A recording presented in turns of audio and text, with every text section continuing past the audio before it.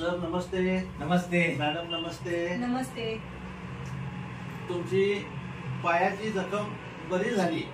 आमच्या अँटॉक्स ने पायाची जखम बरी झाली हे समजल्यामुळे आम्हाला खूप आनंद झाला. त्यासाठी तुम्हाला दोघांचं हार्दिक अभिनंदन करायला मी आपल्याकडे आलो आहे. Thank you sir. आभारी आहे सर मनापासून. थँक्यू धन्यवाद.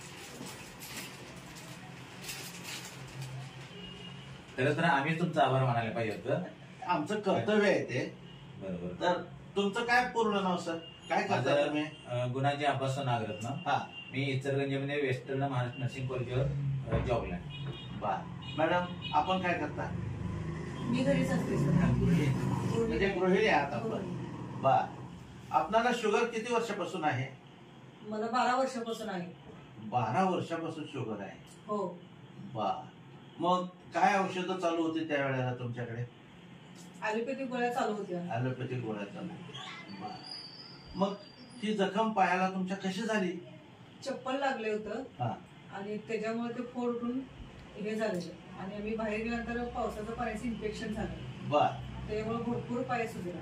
बर. आणि त्यामध्ये पस वगैरे झालेला. बर. आम्ही लोकल डॉक्टरकडे दाखवलं. ड्रेसिंग चालू होतं पण त्याने काहीच कमी झालं नाही. बर. मग सर तुम्ही काय निर्णय घेतला या गोष्टीवर? मग ते इन्फेक्शन झाल्यानंतर वाढायली जखम लोकल डॉक्टरांना दाखवलं. 8-10 दिवस सुरू होतं पण त्या पिरियडमध्ये कमी प्रमाण व्हायचं सोडून जास्तच वाढत होतं. मग आम्ही कोल्हापूरचे एक डॉक्टर सर्जनच्याकडे गेलो.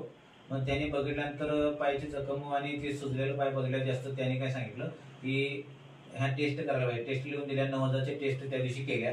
त्या बघितल्यानंतर ते म्हणजे इन्फेक्शन खूप वाढत चालले वरती पिंपरीकड आणि वरती गुडघ्याकड. त्यामुळं काढावं लागलं. ऑपरेशन करावं लागेल.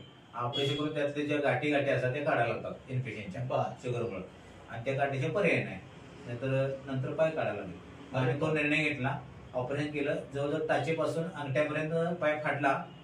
आणि फाडल्यानंतर मग 4 दिवस आपण तिथं राहायला सांगितलं. दुसऱ्या दिवशी सकाळी लगेच त्यात बॅक्टेरिया तयार झाला. मला काय माहित नव्हतं बॅक्टेरिया कसा असतोय काय आहे. तर मग ते म्हणजे पांढरं डाग त्या जखमेत कसं काय दिसतंय. डॉक्टर काय म्हणले ते बॅक्टेरिया 24 तासामध्ये होते. म्हणजे हे शुगरमुळे इन्फेक्शन होतंय ते. पण ते काढायचं म्हणलं तर त्याला मशीनची गरज लागते. मशीननं ती घाण सगळी पाण्यासारखी अशी पातळ पाणी असं वगैरे निघते त्यातनं. म्हणजे तिथं मशीन उपलब्ध नसल्यामुळे ते बाहेरून मागवलं सांगलीवरून आणि ते मशीन लावलं त्याला आणि त्यातनं घाण येत होती. पण त्याचा दिवसाची फी होती दिवसाची 2,000 रुपये. असं 5 दिवस लावलं. 10 दिवस लावायला सांगितलं त्यांनी. 5 दिवस लावलं. 5 दिवसात बऱ्यापैकी निघाली. पण पैशाचा प्रॉब्लेम असल्यामुळे आम्ही कंटिन्यू काही केलं नाही. डिस्चार्ज घेतो म्हणले म्हणून सांगितलं. त्यानंतर म्हणले डिस्चार्ज घ्या पण पाय 3 महिने टेकायचं नाही. पाय 3 महिन्यात जर टेकला कधी तर शरीराचं ओझं पडून परत पायाची जखम हाकणार ती आणि जास्त होणं बळवणार. बळवलं तर परत लवकर बरी होणार नाही. पाय काढावं लागेल. मग तो आम्ही तसंच प्रयत्न केला. वाकरचा वापर 3 महिने केला. जखम बरी होत आली. अंगठ्यापर्यंत जखम बरी झाली.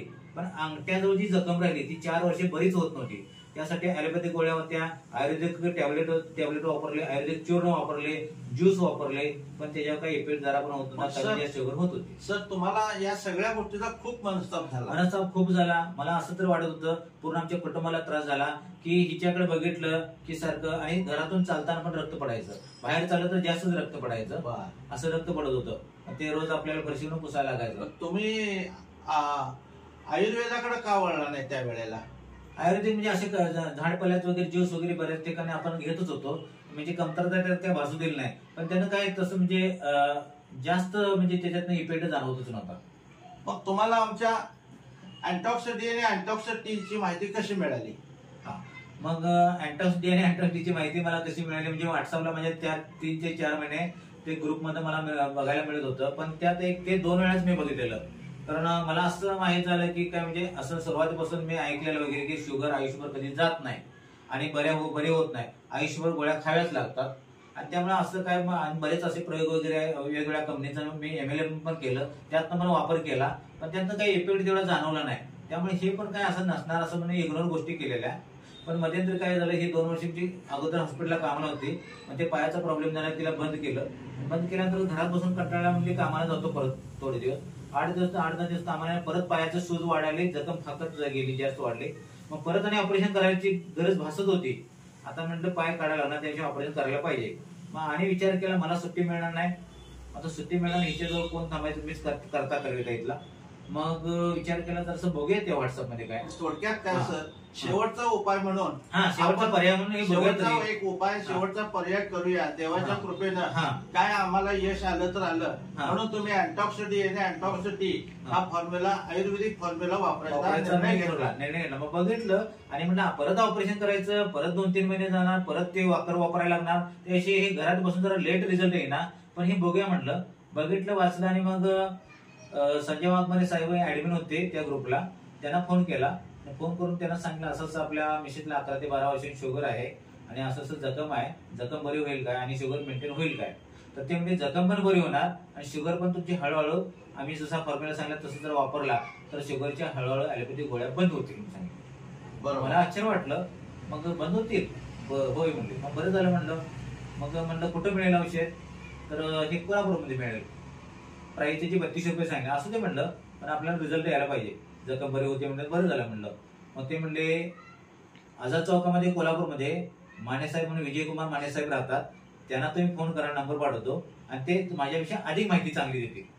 मग ते तुम्हीच मानेसाहेब, तुम्हाला मी कॉल केला, तुम्हाला कॉल आणि तुम्हाला भेटलो आणि तुम्ही अधिक माहिती चांगली सांगितलं, समजावून सांगितला आणि असं असं घ्यायचं म्हणून सांगितलं. प्यायचं पण आणि लावायचं पण. मला आश्चर्य वाटलं की हे पोटात घ्यायचं असते, ते पायाला पण जखमेला कसं लावायचं, आश्चर्य वाटलं. बरोबर आहे सर. काय माहितीये का की आमच्या अँटॉक्स डीएनए अँटॉक्स टी या 2 फॉर्म्युल्यामुळे शुगर कंट्रोलमध्ये येत जाते.